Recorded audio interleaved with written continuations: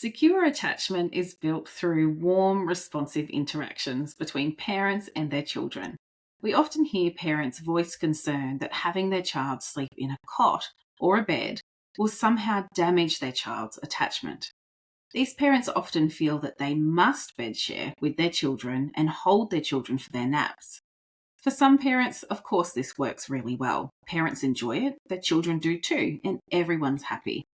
But for other parents, it's simply not plausible to constantly hold or share their bed with their children. And that's perfectly okay too. Secure attachment is built in daytime interactions, not during sleep. Today, we will unpack what the science says about where your baby sleeps and their attachment style, so you can ditch the guilt and make decisions that work for you and your family. Welcome back to Brand New Little People, the podcast companion to the Sombel Pediatric Sleep Programs created by us. I'm Dr Fallon Cook and I'm here with Dr Laura Conway. We are PhDs and sleep practitioners and co-directors of Infant Sleep Australia. Hey Laura. Hi Fallon, how are you going? Yeah, I'm good. How are you? Yeah, well, we're halfway through the long summer holidays, so we're both just hanging on in there, trying to see as many Sombel clients as we can whilst also parenting. So it's a juggle that I think that many of our listeners won't yet be having because their babies aren't, or they're babies, so they're not yet at school. But it does make this time of year particularly interesting, doesn't it? It does. I was telling someone yesterday, she was saying, "Oh, you're working tomorrow?" I said, "Yeah, I'm recording the podcast." And she said, "Oh, what do the kids do?" And I was like, "Oh, they're just in the house. They're just entertaining themselves." And she was like, "Oh." And I was thinking, it's just what has to happen when you're a working parent. Obviously, my children are old enough to be in the house on their own, and the house is literally right behind my office, so they know they can come and bang on the door if they need me. But yeah, the juggle, it never ends. No, it doesn't. And I've got a house full of guests coming in a few hours for a party. So that's going to be fun as well. So just add in a few birthdays in this period of time. Just take it up a notch or two. You also have a birthday around this time as well, don't you? Not your own, but a family birthday. Yes. Yeah. So it's always a bit of a fun juggle in January. It's I remember thinking when my kids were moving into school, I was like, this is going to be so much easier than childcare. You know, like it's cheaper generally, not always, but generally cheaper than childcare. And they're just like they're going to be sorted. It's going to be easier. It's not easier when they're in school. Not at all. These long school holidays. It just does not work at all with work hours and all of that. But anyway, it's okay. When they're older, they can be left to their own devices a little bit more. And mine are really happy getting their fill of screen time right now. Yeah, mine too. They don't mind at all. So Laura, this week's episode, we had an email in from a parent, which we'll discuss a little bit later on, but we wanted to really talk about attachment because it's something we get questions about all the time. So often parents will say to us, "Oh, I have to co-sleep with my baby because I want them to have secure attachment. And I know that co-sleeping is how I'm going to get secure attachment." And when we hear that, you and I kind of have to go, let's talk about that a little bit more because it's not actually the case, but there is a lot of misinformation out there that leads parents to think that they really have to do it to have that secure attachment. Yeah, that's right. And when we're thinking about attachment, what we are referring to is a theory that was proposed back in the 1950s by a psychologist called John Bowlby, who recognized that there's an important emotional and psychological connection between children and their adult caregivers. And this is known as attachment. And so what we all as parents are striving for is to ensure that our children have a secure attachment to us as their caregivers. And by doing that, that means that they feel safe, that you as their primary attachment figure are their safe haven, and they can explore from you They can step away and explore in a developmentally appropriate way, be it looking away from you and looking around the room, or as they get older, crawling away from you. And then that they know that they can look back, they can check back in with you, and come back as their safe haven for protection, security, care, nurturance. And that's really what attachment is about, that we as parents are helping our children through it goes through developmental stages, but ultimately we are supporting them to become independent from us. And it starts from birth and it continues in those early years of life. Yeah, and there's multiple different styles of attachment, but we won't go into all of those because we don't have time. There's probably an episode on each style, but the main one that parents are concerned with is that their child has a secure attachment to them. We know that secure attachment has positive outcomes for children, and no doubt the parents in that dyad as well. So secure attachment really is built through just the everyday interactions that we have with our children. And there are some sort of core components to that. I think the real number one thing is responding consistently to your child. If your responses are very erratic and change all the time, that can feel pretty unsettling to most children. So really thinking about that consistency in your response to your child. And also being attentive to your child's needs and responding and being calm around your child. That's also a really important element of building that strong attachment. Yeah, definitely. Yeah, it's like, parents who are responding in a kind of erratic way or without that calm. I mean, it's sort of about remembering you're the parent. You can be the calm force around, the house.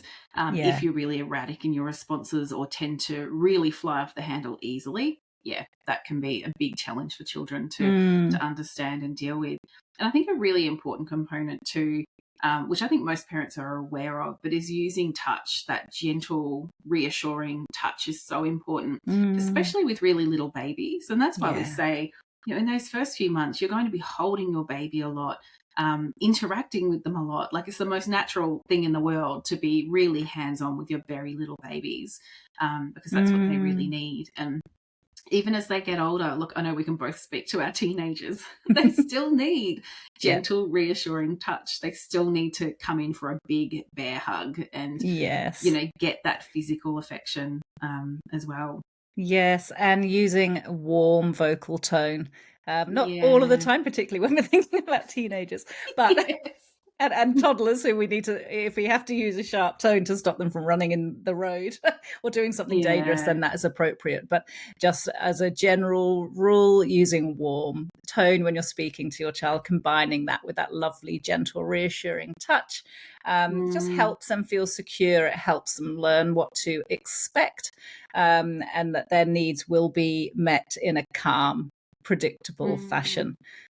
And one of the key parts of your PhD, Laura, which again we can't dive into unfortunately because it would need a whole episode, but was about that the communication between infants and parents, and taking turns. When your baby coos at you, you wait for your turn and coo back. And it's that lovely sort of interaction where it's a two-way exchange.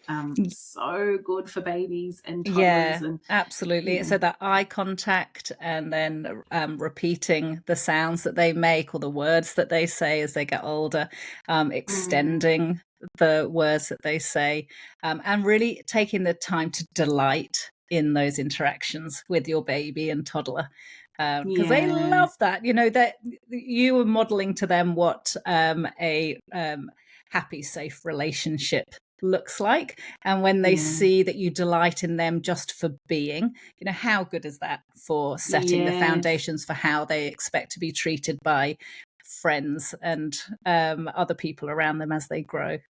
Yes, it's a beautiful thing. And just the act of waiting for them to finish their babbling or cooing before you start to repeat it back is showing them that they have an important voice, and you care about that important voice as well. And of course, it doesn't always have to be perfect, which is something we will touch on later. We can't always be constantly, No. engaged, and that's okay too.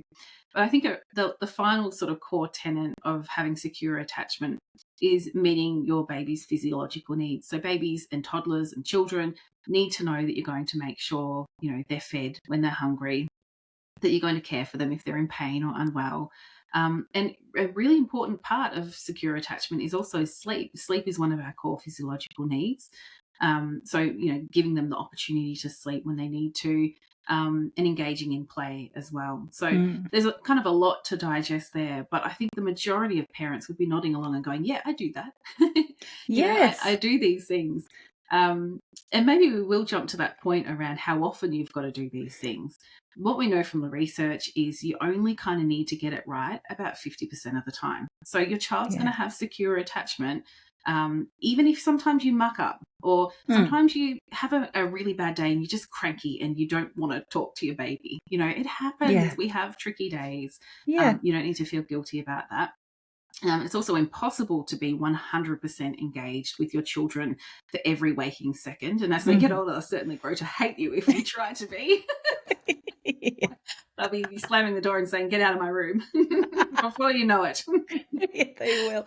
And then actually what we're thinking about as children get older, they get beyond babies and toddlers, is the importance of repair in our interactions with our children. So of course, we're only expected to get it right 50% of the time, which means 50% of the time we're not getting it right, and that's okay. As they get older, what we then do is repair when those interactions aren't as great as we would have liked, so then saying, well, okay, I flew off the handle, didn't I sorry, I shouted at you. These are the reasons why, but I know that would have been hard for you, and then letting them have a chance to respond and how it did feel for them. So then eventually when they are slamming the door at you, they can come out later and go, I'm really sorry I slammed the door. Yes. And they know it's not the end. It's not the end of a relationship if there is a door slamming. And they grow up to be really emotionally healthy adults who can apologize and who know it's not the end of the world if there is one negative interaction with another human. That's how we raise really healthy, emotionally mature adults. It's brilliant.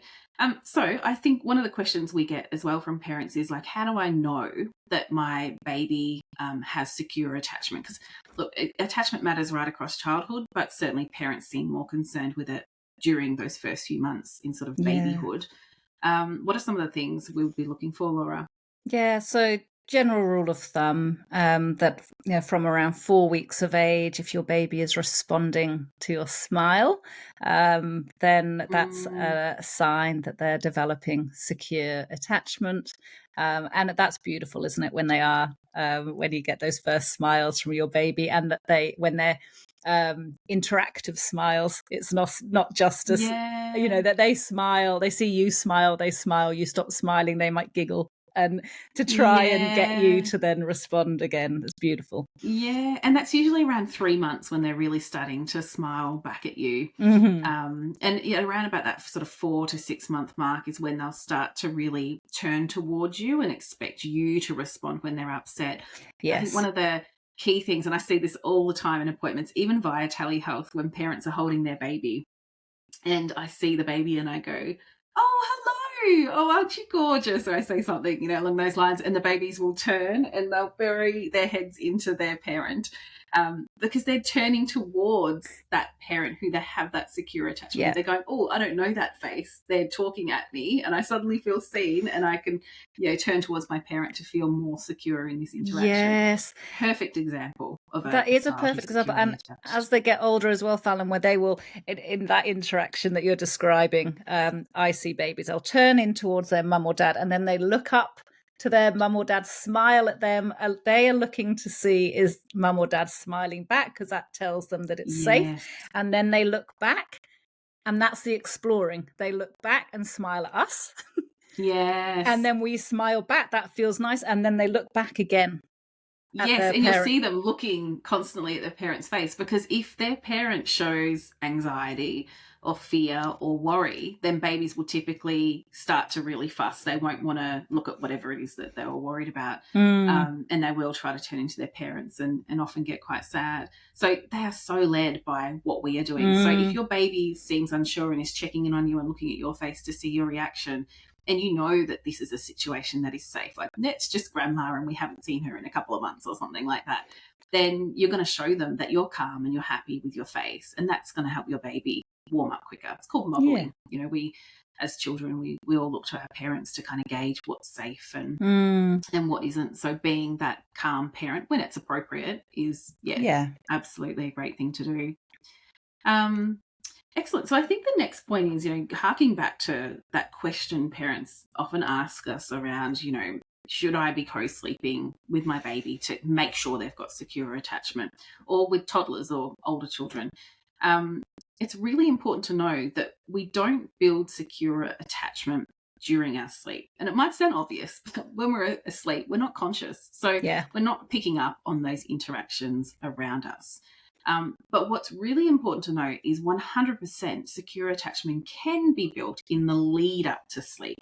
And there's some great research by Mindell and Williamson. I think it was 2018. I did write it down somewhere, but of course I can't find my notes there. No, it is.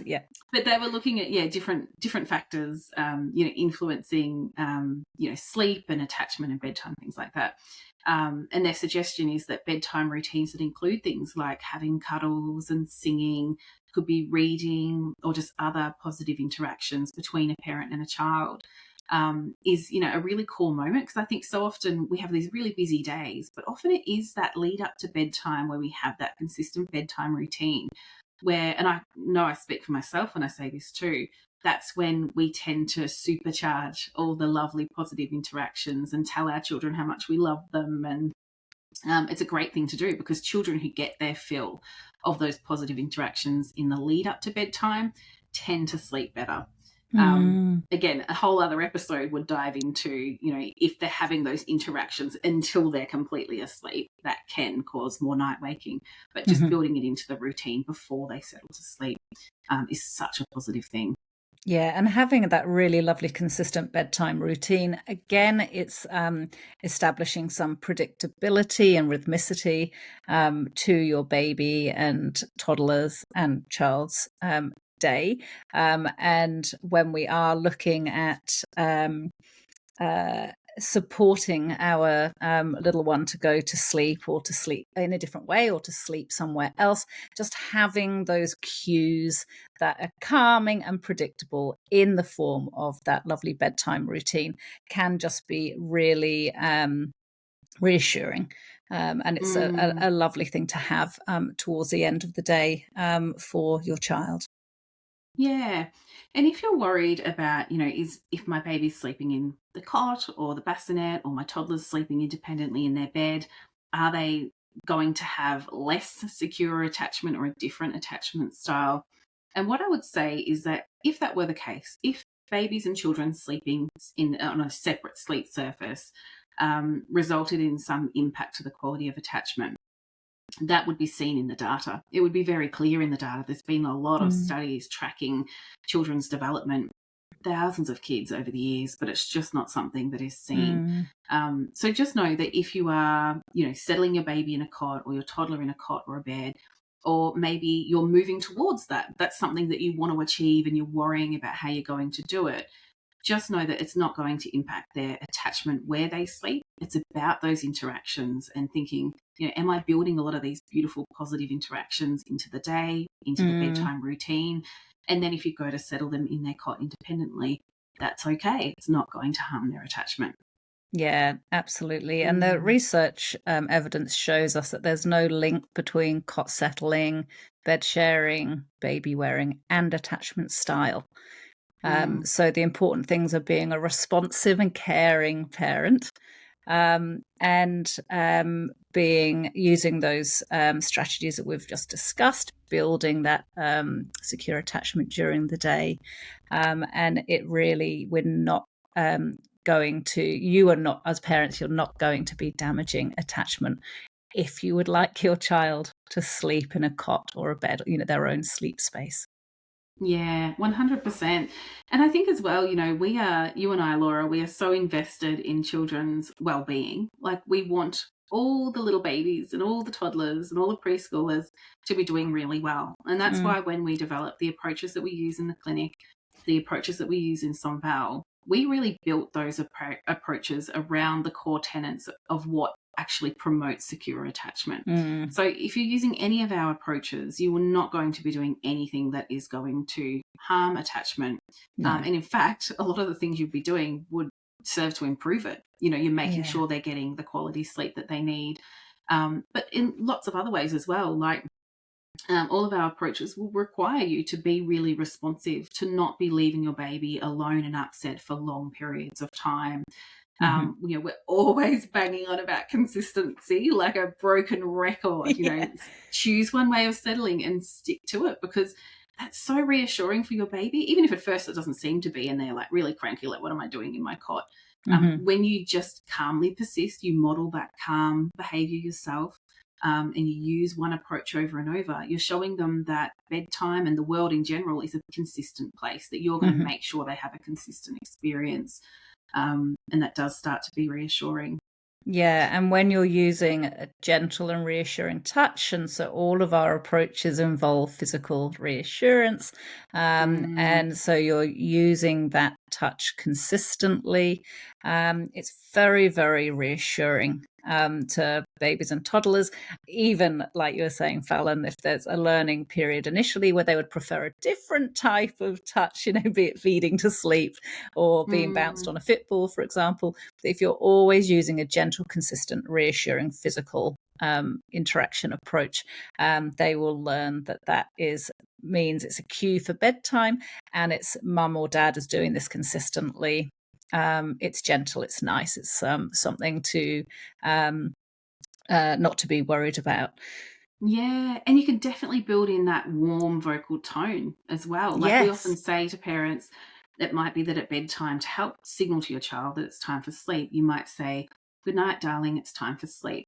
But I often say to parents, like, turn that into your own words. What do you Yeah. want to say to your child? Keep it consistent still, but maybe you want to say, "I love you, my darling, sleep Yeah. well." Whatever sounds natural to you, and whatever meaning you want to convey to your child is great. We Yes. definitely want you to tailor all of these things to really fit your child. So I think, just know that you can have confidence that with any of these approaches, you can even think through yourself: am I being responsive? Am I being calm? Am I being consistent? Am I using touch? Am I using, vocal reassurance as well? And if you can tick those boxes, then it's absolutely fine to persist with the approach that you're using. All right, great. So shall we move on to parent questions now, Fallon? And perhaps Yeah, I can we've got a read out the lot this week. question that, yeah, we have got a lot, yeah. And Yeah. I'll start by reading out the question that inspired us to talk about attachment. Yeah. So that was Eleanor. And her question did inspire the topic of this podcast. Now, Eleanor recently joined the 0 to 3 month program and writes that she is curious about how our slow tapered approach works with establishing a secure attachment. Eleanor says, "My understanding is that close contact with the baby is best for promoting a secure attachment, and that baby wearing helps with this. My baby loves to sleep when I'm wearing her. However, the downside is at night she refuses to go into the cot. I'm on step 1 of the slow tapered approach and have tried putting my baby down in the cot after getting them to sleep using our 4 new sleep associations.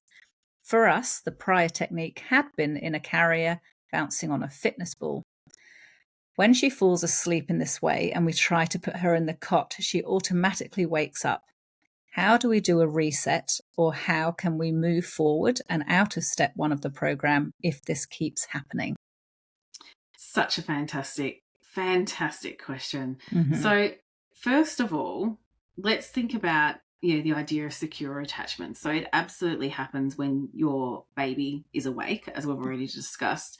And holding your baby, of course, a little baby, this is a newborn, is great for attachment. They need to be handled and held and cuddled, and that's all perfectly fine. baby wearing in itself isn't necessarily going to increase your chances of having secure attachment. Think about how your baby wearing too, because sometimes when a baby's in a carrier, they actually can't really get a great look at your face, and it can be harder to interact with them. So if you're not into baby wearing, all I would say is, that's totally fine. You can still be holding your baby, having all those lovely positive interactions. So yeah, it doesn't, you carry them a lot, use the baby carrier, but don't think that, it has to be during their sleep, because wearing them during the sleep isn't necessarily going to change attachment. The second thing about this question that I would address is, for Eleanor's baby, they are falling asleep with a whole lot of bouncing, and typically anything that stops during sleep will wake us. It's a bit like if you fall asleep and there's a loud party going on next door. When they turn that music off, you'll wake up because there's a sudden absence or something. So I would be thinking about practicing settling her to sleep. So for that step one, you're still holding her to sleep, but do it without the bouncing. So really focus on holding her and doing your patting and your shushing until she sleeps. And I'd also be thinking about making sure her position. So what we're trying to do is build in a lot of scaffolding to make this transition to cot settling as easy as possible for the baby. So part of that scaffolding can be that you stop bouncing her to sleep and she learns to fall asleep in your arms with lots of patting and shushing, still very well supported. Once you've done that, it might be that then you work on holding her sort of more in a flat position across your body so that the pressure is on her back. Definitely not holding upright, because upright is very different to being in a cot. So practice having her more on her back in your arms, still with the patting and shushing. So this is definitely an approach for the ones who take a very, very slow approach. But that's then going to mean that then at that point when you're putting her into the cot, she's had some experience of falling asleep with the pressure more on her back than on her front, with being flat instead of upright, with being still instead of bounced. But all that time she's been getting used to that, she still was in your arms. She still had you very close. She still had patting and humming. So I'd work on those things, and then you'll find that when you do make that move to putting her in the cot and patting and humming her off to sleep in there instead, it's much more likely that she'll manage that transition more easily. She might still get upset. A lot of babies will. Every little change we make, they get really cranky about it. But that's your baby looking at you and sort of asking that question, is this okay? And when you calmly respond, you smile at them, you tell them they're okay, and you give them that support. You're answering them and saying, yes, you're okay. Would you add anything to that answer, Laura? Yeah, I love that. It's such a lovely response, Fallon. And for Eleanor, just know that you're a kind, caring, positive parent to your new little baby. And you've already introduced those 4 new sleep associations. That's awesome. So when we're thinking about that secure attachment, we're thinking about predictability in your baby, seeing with repeated exposure that you are always responding to her needs in a really consistent, predictable way, and that will help her feel secure with you.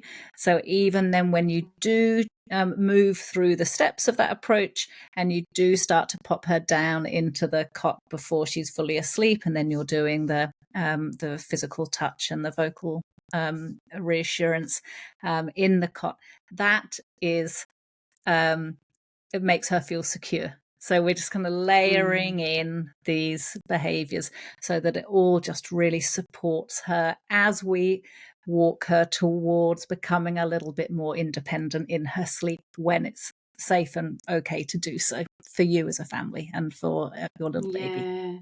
Yeah. And if you're listening in and you've got a little baby and you're just like, absolutely not, I do not want to work on cot settling, you don't have to. Because I think that's the thing that we'll get people in the comments coming at us like, why are you saying this parent should do? We're just saying, if that's what you want to achieve and if that's what you need to do, you want to get them settling in the cot, you can do it. And you can do it in this incredibly well-supported way. Other parents will want to move much quicker and other parents will not want to move at all. And that's totally fine. It really is a personal call to make. Yeah, but well done, Eleanor. You're doing a really good job. Yeah. All right. So then we had a question from Sophie C.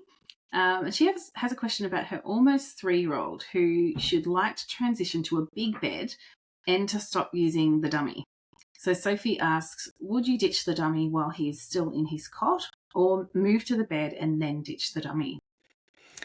So, Sophie, I would be thinking about. I know the email that Sophie sent through Fallon had a little bit more information about how he's definitely ready to come out of the cot because he has started to climb out of. He started climbing out of his porta cot. He hasn't done his actual cot yet, but all the signs are there that when he's sleeping in other places, he tries to get out. So it's that you're making the right choice, that from a safety point of view, we do need to move him to the big bed. So I would say that is the priority. And I would be trying to keep everything else as much the same as you can before you do the move to the bed. And that would mean keeping the dummy. He loves the dummy at the moment. It's a sleep association. So to ease the transition to the big bed, because we have to do that now, keep the dummy, move him to his big bed, let him have that support of the dummy, and then further down the track, when he's entirely used to sleeping in his bed, then I would look at introducing the idea of a dummy fairy. You can get some great books from the library about saying goodbye to the dummy, and then take that, because we were talking about scaffolding earlier, so you would then take that scaffold away. But to do it now might make it harder for that transition to the big bed. Yeah, I 100% agree. No hurry to get rid of the dummy. And when you are ready to do it, there's some great resources and ideas in Songbell as well about how to do it. And I love building in that narrative. It might be the sleep fairy, or maybe the Easter bunnies coming soon to give that dummy to the little babies in the hospital. It can really help to have some narrative around why the changes are happening. Okay, Good. so we have our next question from Naomi. Naomi says, we're doing the slow fade approach with our 9-month-old, and we're now on step 2. At night, she goes to sleep really quickly with pats and shushes in the cot. What we are struggling with is the daytime settles, which take 30 to 40 minutes. Naomi describes how her baby will show a lot of tired signs for the naps, but as soon as I put her in the cot, she does one of two things. She's either super energetic and won't settle, and after half an hour, they just get her up and try again later, or she immediately starts screaming. And if that happens, Naomi says she alternates patting and cuddling on and off for 20 minutes before she then offers a breastfeed. Then she does the pats and cuddles again until her baby finally falls asleep in her arms, usually. That sounds exhausting, Naomi. Yeah, challenging. Outside of this, Naomi's baby is happy and bubbly. So Naomi writes, I'm wondering how I can make it easier to settle her in the cot for naps. Her crying is really triggering for me. Do we just need to persevere, or do we need to dial it back and introduce settling a little slower, or up the ante and change our approach? Naomi adds that her baby's sleep needs are around 11 hours. She's having between an hour and a half and 2 hours daytime sleep across 2 naps. And she says around 10 and around 3 in the afternoon. She's going to bed at around 9 and waking up at 7. And she has 2 feeds overnight. So what do you think, Fallon? Bit to unpack here.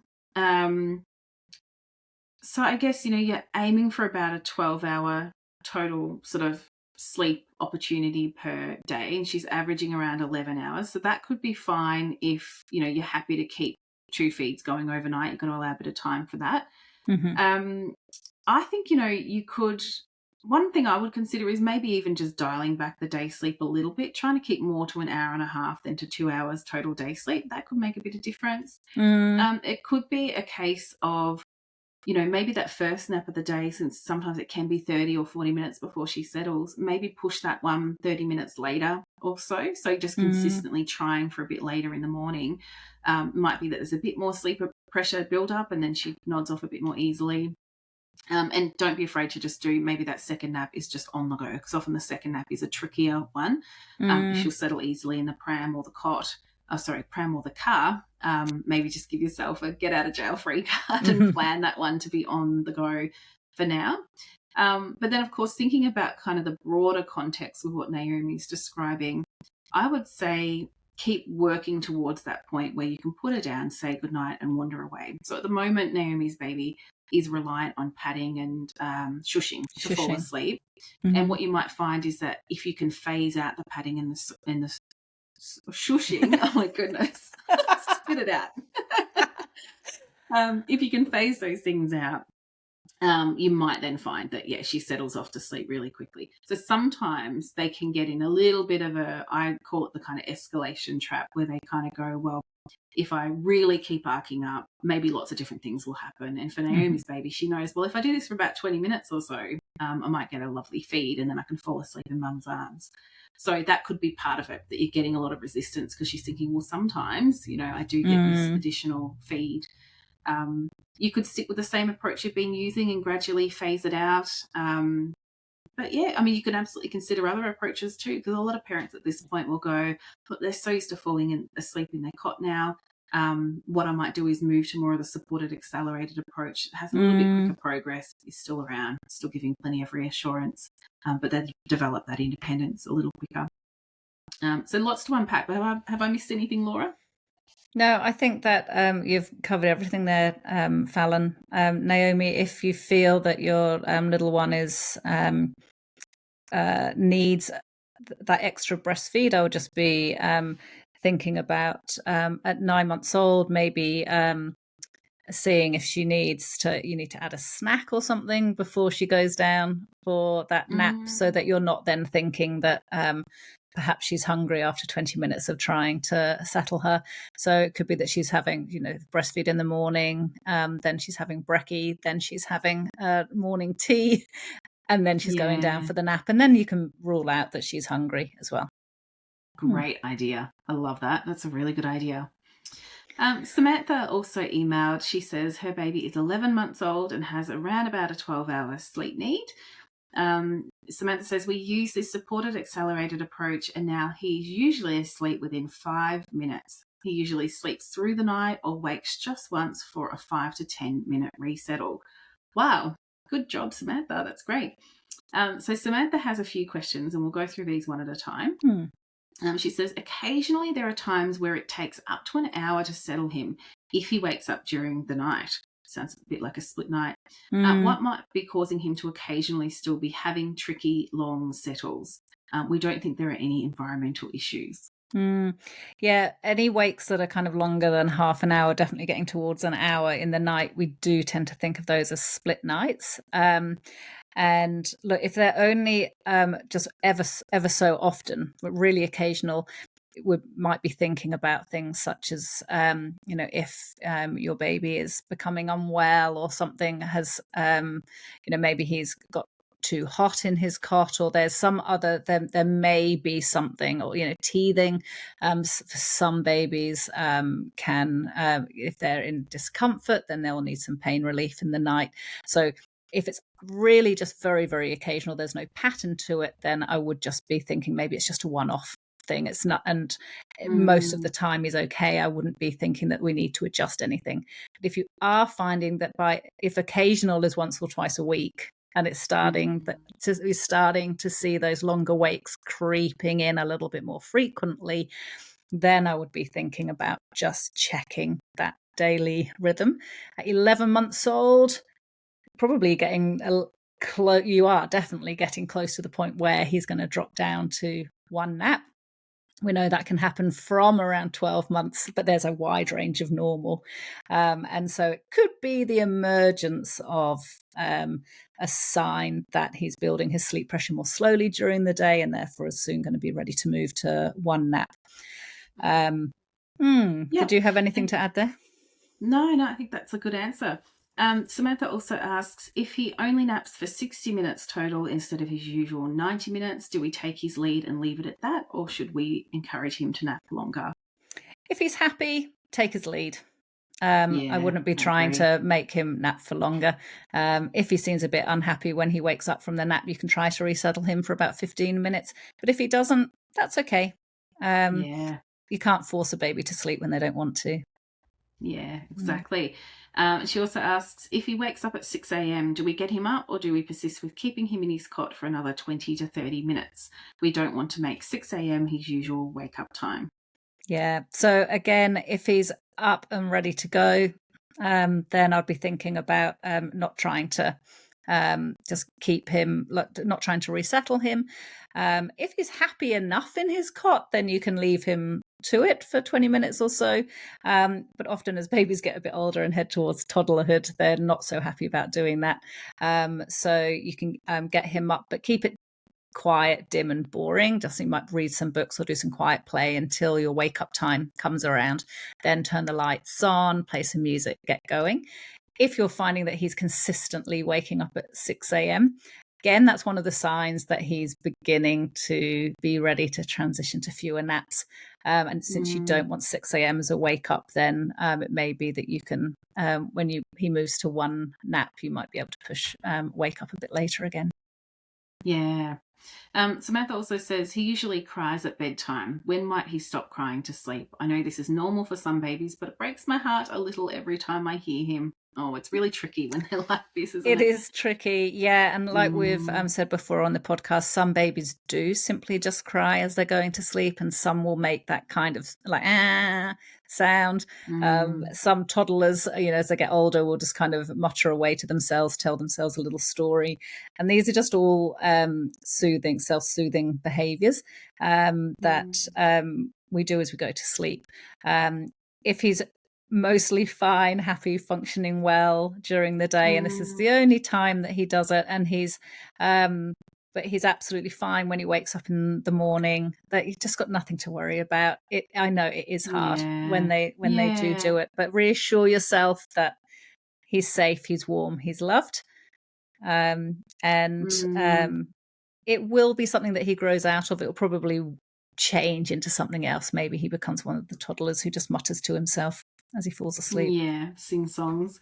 Yeah, and I think it's about the length of the crying. Like if they're crying for a few minutes and then they're asleep, I wouldn't be worried. If they're crying for 20, 30 minutes, and they've already they're used to falling asleep in their cot, but it's just going on for a really long time, that might be when you go, hang on, do we need to push bedtime a little bit later? Is our child just not quite ready for sleep yet? Yeah. But obviously that's in the babies that always fall asleep in their cot. And they've made that transition to cot settling. She also says I could be way off the mark, but is it possible that his sleep needs just vary some days, which is what causes the problems? Yeah, it is common for all of us to get varying amount of sleep each day across a whole week or two. So a little bit of variability is normal and to be expected because we're not robots.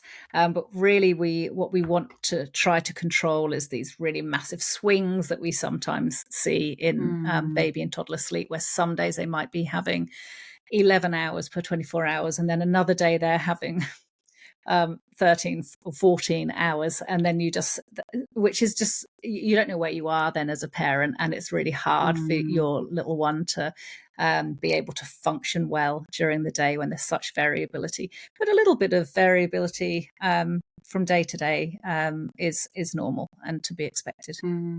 Yeah, I think that's so true. And I think we know as adults, and a lot of us, this is a distant memory, but, if you've got a similar bedtime every night, I mean, you probably think back to before you had kids, if you had a similar sort of bedtime every night, similar wake up time, and, you're meeting your sleep needs, you feel pretty good day to day. It can vary a little bit, you'll still feel fine. But if you're having like a huge sleep in after a massive night out, and then the next night you don't really sleep very much, or if that's varying a lot, you're just going to feel rubbish all the time. Yeah. And that's what it's like for babies as well, toddlers and preschoolers. All right. So we have an email from Natasha. And Natasha has emailed about keeping toddler bedtimes on track when naps go haywire at daycare. I did have to have I had a little giggle, Natasha, when I read your email, because some of the tales that you've written about your toddler made me laugh. But just for brevity, I've just collapsed it. Okay, so Natasha has an 18-month-old with an 11.5-hour sleep need. She usually sleeps 8 until 6:30 overnight and naps for an hour and 15 minutes during the day from around midday. However, she's moved into the toddler room at daycare and she's got to sleep on a stretcher in the middle of the room. Tasha says she's highly distractible, so she thinks it's going to take some getting used to. Her toddler was standing up and singing one day. on the stretcher. Oh, that's so funny when she was meant to be asleep. I'm sure the educators didn't find it very funny, but No. no. So she said last week, one of the days at daycare, she napped at the usual time, but she woke after 30 minutes. The next day, she napped an hour later than she usually did. And then the third day, she crashed at 9:15 in the morning.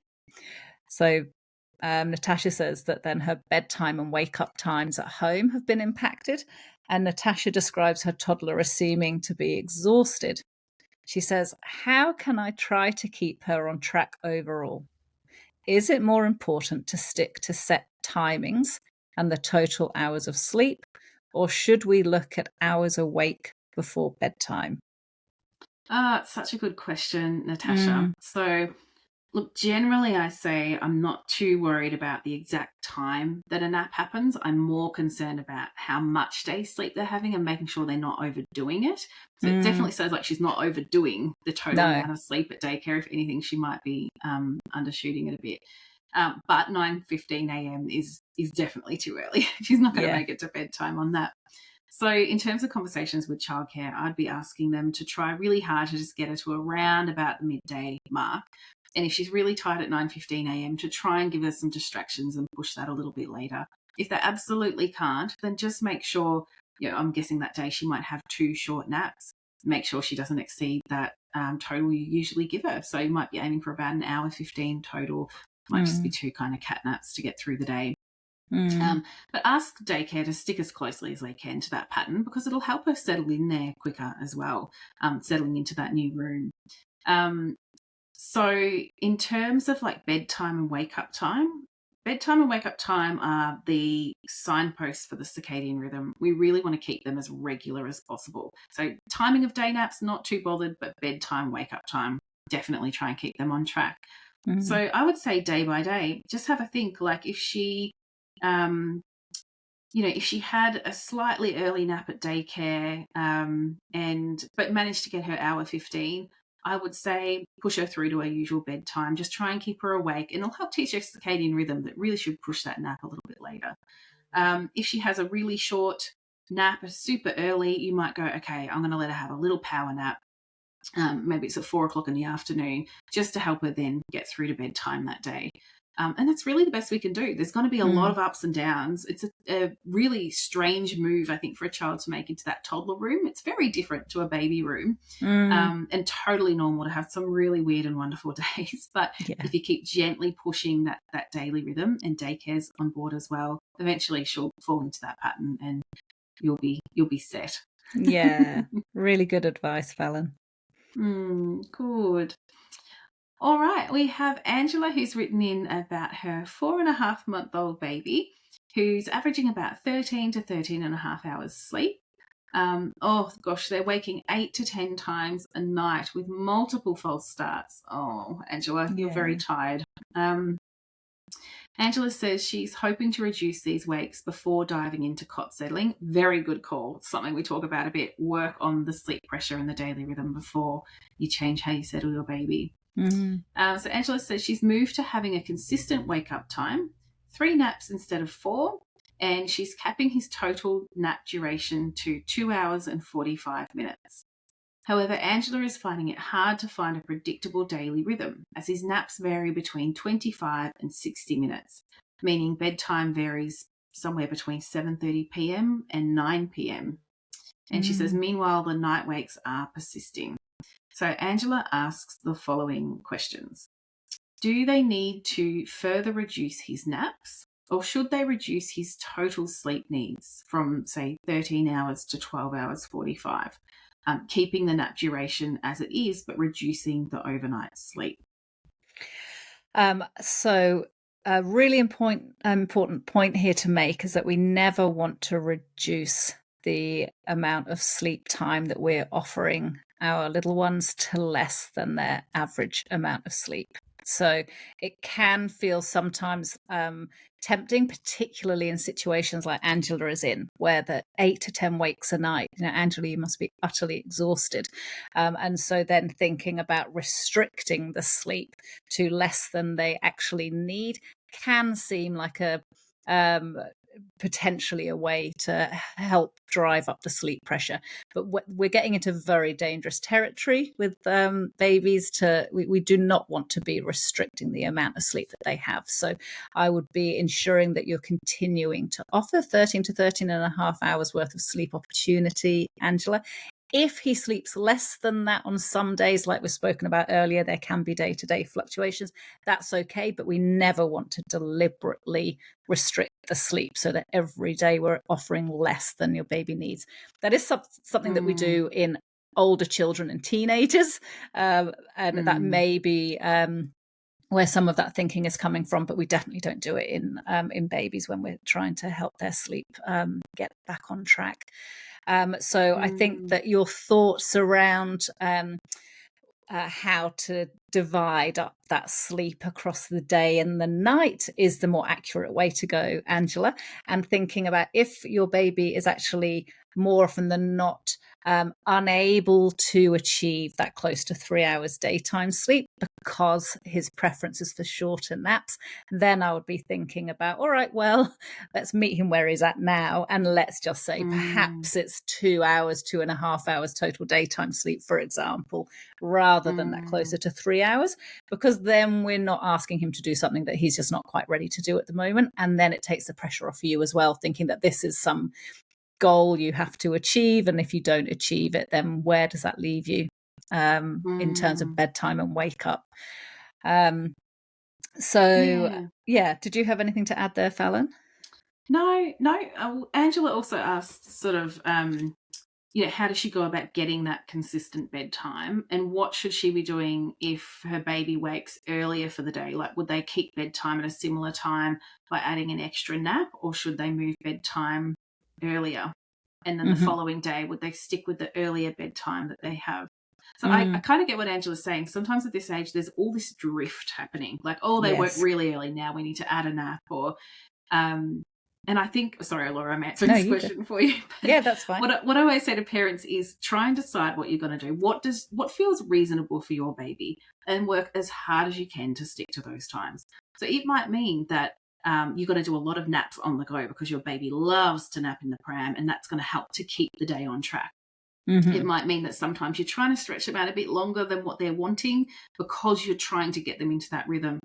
Because bedtime and wake up time, like I've already said earlier, so important for just getting that regularity. And it's okay to give them a bit of a nudge to get that pattern happening. But what would you say, Laura? I think that's I was going to say, well, going back to what Fallon said for the last answer with the signpost, so that's fine.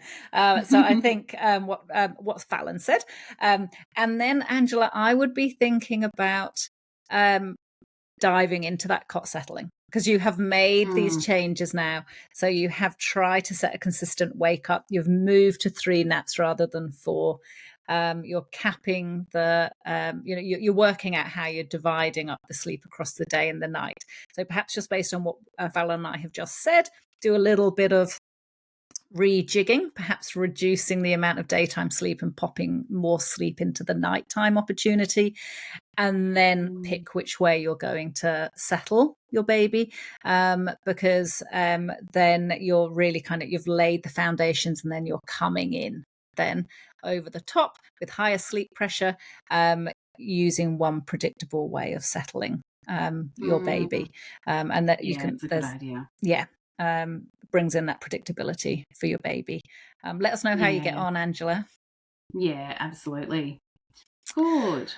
Okay, so we've had an email from Kate, and Kate has a nearly 8-month-old who settles relatively easily, but almost every night wakes 2 to 3 hours later, incredibly upset. She says, we then pat him to sleep following the quick fade method, but this generally takes 30 to 45 minutes. We will then have a good 2 to 3 hour stretch. I'm still feeding overnight, but aiming for only once after midnight, and I'm resisting feeding at this first wake up. This has been going on for close to a week. Is this just something that my baby will stop doing over time? Should we continue to hold the line on the patting method, or is there something else we should be considering? I'd have a look at the daily rhythm, because that wake is pretty long. There's a lot of resistance there. It might be that we need to just tweak something a little bit, and that's going to help. It's probably also thinking, is it feeding time yet? So it might even be a case of working on weaning all night feeds if that's something you want to do. Mm-hmm. Your baby's 8 months old, they probably can manage overnight without feeding, and that can often mean that sleep improves. Mm-hmm. But certainly wean off the padding, because he's waking up and thinking, where did you go? Why aren't you padding Yeah. me anymore? He's feeling really cranky by the sounds of it when he wakes up and realises that you've gone again. So weaning off that padding, could be a good option there, I would say. Good luck, Kate. Yeah. We also have, excuse me, we have Faye, who has an 11-month-old baby boy. He naps from 9:30 a.m. to 10 a.m. in the pram, and from 2 to 3:30 p.m. in the cot. He goes to bed at 8 p.m. Or around 8 to 8:30 p.m. Overnight, he's been waking 2 or 3 times for a feed. He wakes any time from 5 a.m. to 6:30 a.m. She says our main issue is not being able to tell if he's actually tired and getting him to resettle in the cot for bedtime. Getting him to settle, in the cot for bedtime. He hates it. Faye says we've tried intermittently leaving the room and returning to soothe. We've tried staying by the cot and body rocking and singing, and then sometimes rocking in our arms. The reason we keep trying new methods is because he becomes hysterical. He might be gagging, standing up in the cot, throwing himself face down. She says, I find it so distressing, and even when we've consistently tried one method for a few days, it just seems to get worse and worse. What are we doing wrong? Oh, Faye, it does sound really very, very hard. Your little one is using some really full-on behaviours to show you that he is not liking when you're settling him in the cot, and that is very hard as a parent to then persist in the face of. So I would be, first of all, just having a think about that timing. One of the things that just springs out to me is that one thing that might be helpful. He is 11 months old, so he's probably got another couple of months of needing 2 naps. I would be looking at seeing if you can switch the naps around, so that move that first nap a little bit later and see if you can then help that one be the longer nap, and then the afternoon nap to be the shorter one, because then what you might find is that his sleep pressure is a little bit higher at bedtime when you start to use a new settling approach. So that would be my first tip. Even thinking about, so that's first tip. Second tip would be thinking about perhaps even reducing the duration of that long nap. So it might be that is just an hour rather than an hour and a half. So again, we're working on that sleep pressure. So there's 2 things. So there's switching them around, long one first, then short one, and then actually reducing the length of the long one. And then I would be thinking about how the experience that your little baby has had is that you will try one approach for a few days, and then you'll move to a different approach, and you'll do that for a few days, and then you move to a different approach and do that for a few days. And what we want your little boy to start to experience is that there is one calm, consistent way of you responding. So rather than there being a bit of a menu of all of the things that potentially might happen at bedtime, which can be a little bit disconcerting for some babies, others don't mind, but for some it can be quite disconcerting, that there's actually just one thing that happens. And then that thing, it will have the touch, it will have the warm vocal tone, and it's predictable. That should start to help your little one be a little bit calmer at bedtime. But initially, when you first pick whatever approach it is you're going to do out of the Sonbell approaches, just be prepared for him to push back a lot, because that is just the experience he's had, and that it has worked. It has worked, exactly, Fallon. Yeah, absolutely. I think, what's really important to know is that when sleep pressure is higher, it's thought to actually suppress anxiety in the brain. So if he's thinking, I don't want to be here, I don't like this, he's sort of less likely to be as worried if that sleep pressure is a bit higher. So I fully agree with you, Laura, on changing that daily rhythm around a little bit. Build in as many breaks as you need. That's what I would say. I think these parents sound really worn down by their baby's behaviour, and that's really hard. So stop, have a break, have a cuddle, calm down, and then keep going if that's going to help. Some parents will say, no way, that makes my baby get really furious when I do that. But yeah, that is definitely an option.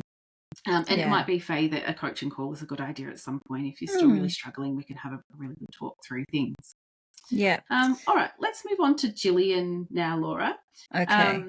Gillian emailed in and she says, we are first-time parents to a 3.5-month-old boy.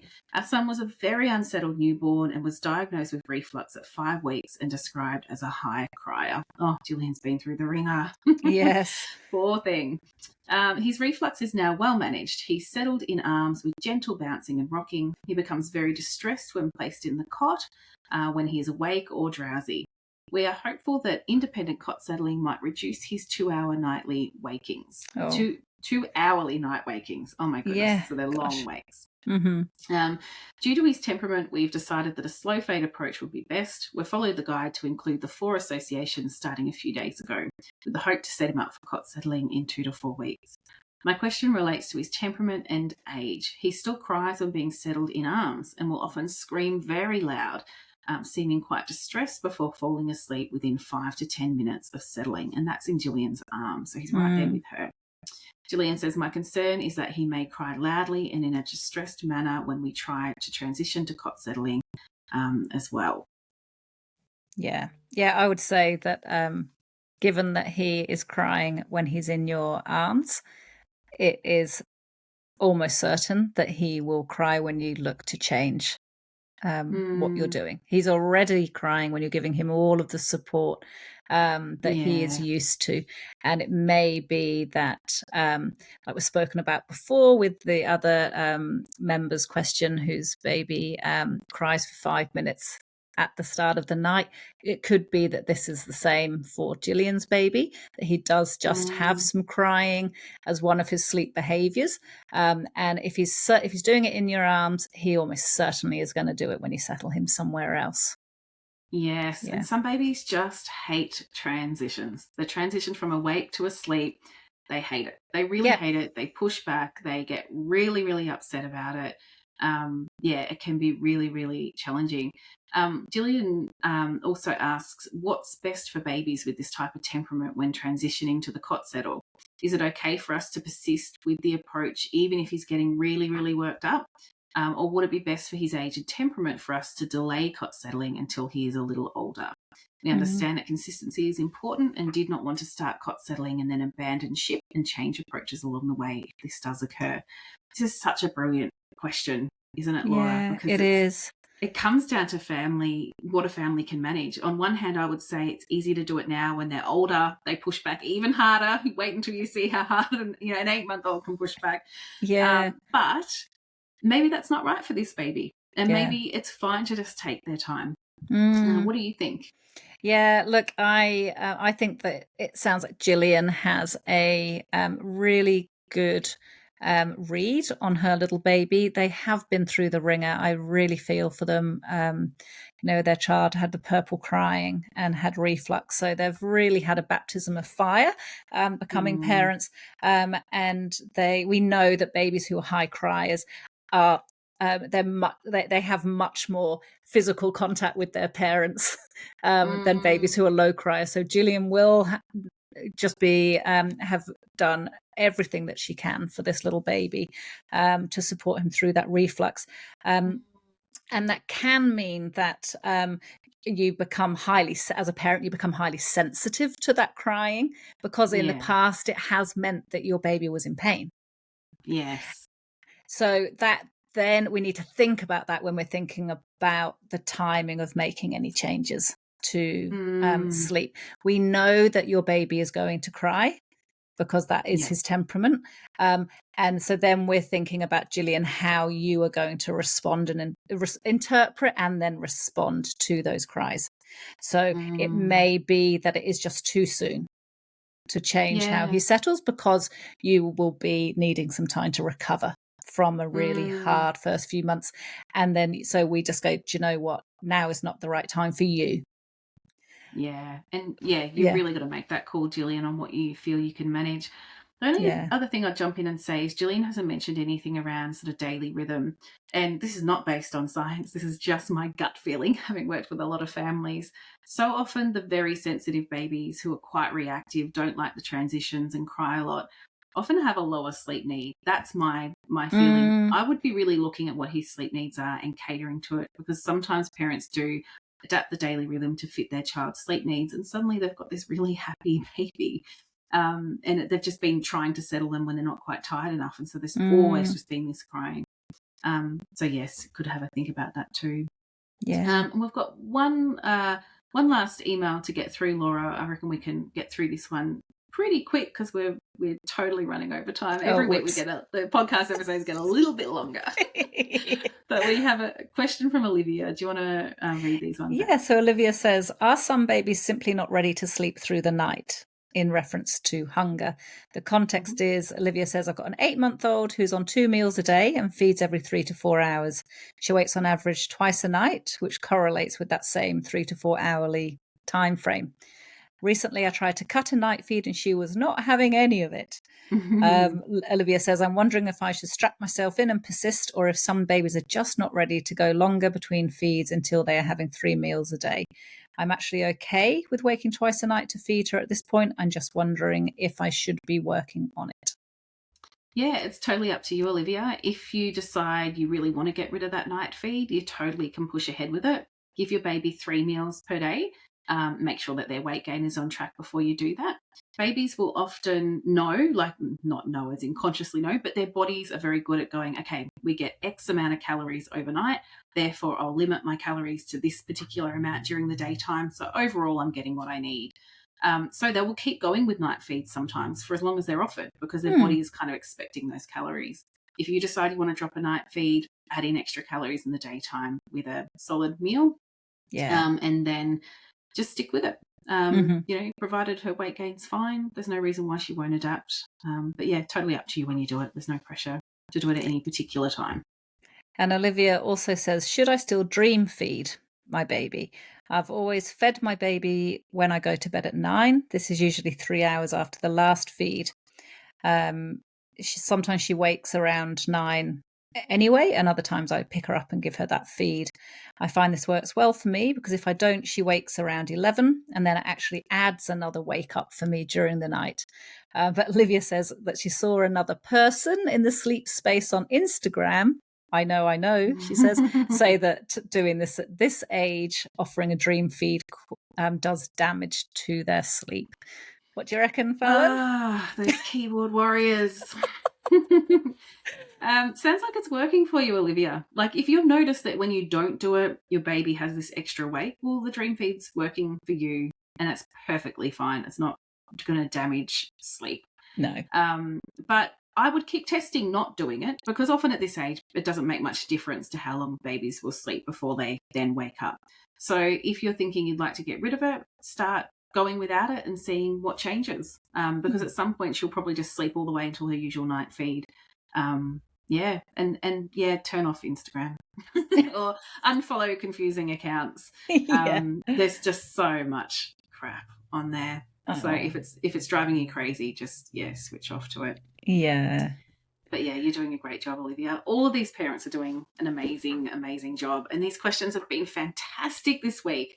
I just feel like there's so many things that multiple parents will be listening along to and nodding furiously to. And I really hope our discussions around attachment give you, ease your mind, because I think there's a lot of guilt parents carry for not being, the perfect parent all the time. You don't need to be the perfect parent to have healthy attachment, and you also don't have to have your baby on you constantly to have secure attachment. So I hope that information is helpful for parents. If you love what we do, buy us a coffee. You can follow the link in the show notes. If you'd like to shout us a coffee, that would be amazing. We appreciate it so, so much, and it helps to keep this podcast going. To run this podcast, we close the clinic for a full day every Monday to do this. So it does kind of cost us money to do the podcast, but we love doing it, and we know it's super helpful for you guys, and we definitely want to keep that going. And if you love us, leave us a review. If you need help with sleep and settling, join Sunbell, book a coaching call if you're a member and you need some extra support. And don't forget to subscribe to the podcast. So that's us for one big whirlwind episode this week. And we'll be back again next week. Thanks, everyone. Bye-bye.